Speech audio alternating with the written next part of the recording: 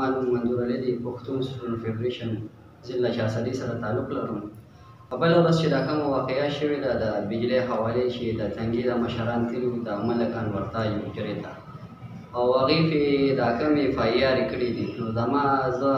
زه د خپل طرف نه دا ډي پي او صاحب تپوس کوم چې ډي پي او صاحب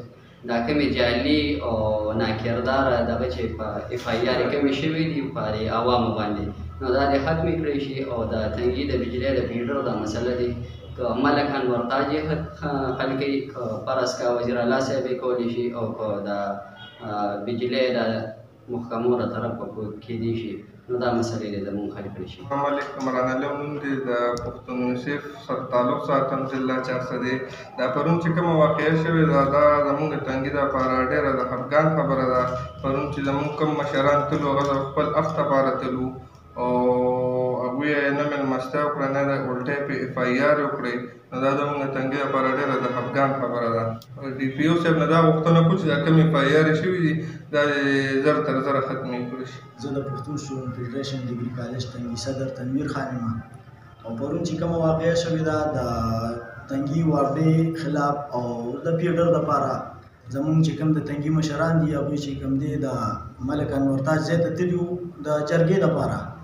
چې لکه زمونږ تنګي چې کوم د بجلۍ مسله ده دا د حل کړي شي. د هغې د طرفه چې بیا کوم پریس کانفرنس شوی دی په هغې باندې پرچې شوي دي، د هغې موږ بھرپور مذمت کوو او زمونږ پښتون سټوډنټ فیډریشن هغوی سره په اوږه په اوږه ولاړ دی. پکار دا وه ځکه چې د تنګي عوامو چې کوم دی ملک انورتاج له اوږد ورکړی دی، پاس شوي دي او دا د هغې ځای ته تللي د یوه جرګې په طور. پکار و چې هغوی مهمان نوازي کړې وه، عزت یې ورکړی وي، ځکه چې دا زموږ ټول مشران دي د تنګي او د هغې یې عزت کړی وی. د هغې مخالف چې کوم دی په هغې باندې پرچې وشو، نو دا د تنګي د عوامو دپاره ډېر د افسوس خبره ده